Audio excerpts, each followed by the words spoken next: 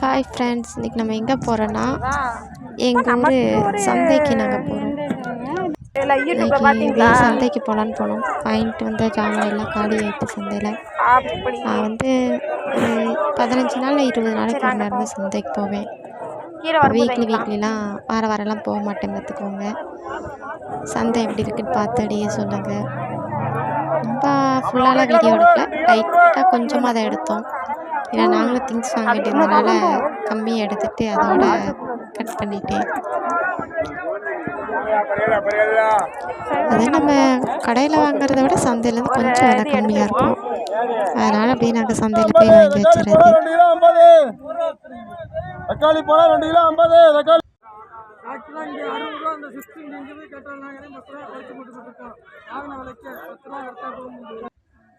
அவ்வளோதான் ஃப்ரெண்ட்ஸ், சந்தையில் எல்லாம் வாங்கிட்டு வந்தாச்சு. வீட்டுக்கு வந்துட்டோம்.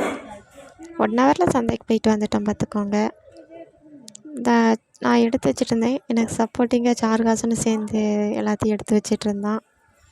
எல்லாத்தையும் எடுத்து வச்சுட்டு உங்களுக்கு எது என்ன ரேட்டுன்னு உங்களுக்கு சொல்கிறேன் பாருங்கள். சந்தையில் சின்ன வெங்காயம் கிலோ 60 ரூபா. இது வந்து பெரிய வெங்காயம் வந்து 2 கிலோ 50 ரூபான்ட்டு வாங்கிட்டு வந்தேன். இது இந்த இஞ்சி வந்து 20 ரூபா பார்த்துக்கோங்க. கடையில் நம்ம போய் வாங்கினோம்னா இந்த இஞ்சி தான் 5 ரூபான்னு தராங்க. இது 20 ரூபான்னா பரவாயில்ல. இதெல்லாம் வந்து பாக்கெட் 10 ரூபான்ட்டு வாங்கிட்டு வந்தேன். சாம்பார் வைக்கிற அன்றைக்கி சைடிஷ்க்கு இது பண்ணிக்கலான்ட்டு. இது மிளகு பாக்கெட்டு 20 ரூபா. இது 10 ரூபா கடுகு. இவ்வளோ கேரட்டும் 20 ரூபா தான்.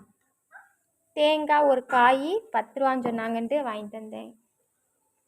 இந்த புடலங்காய் வந்து 3 புடலங்காய் 20 ரூபா. இது எல்லாமே மற்றது எல்லாமே கூறு வந்து 20 ரூபா. இது எலுமிச்சப்பழம் மட்டும் 30 ரூபா.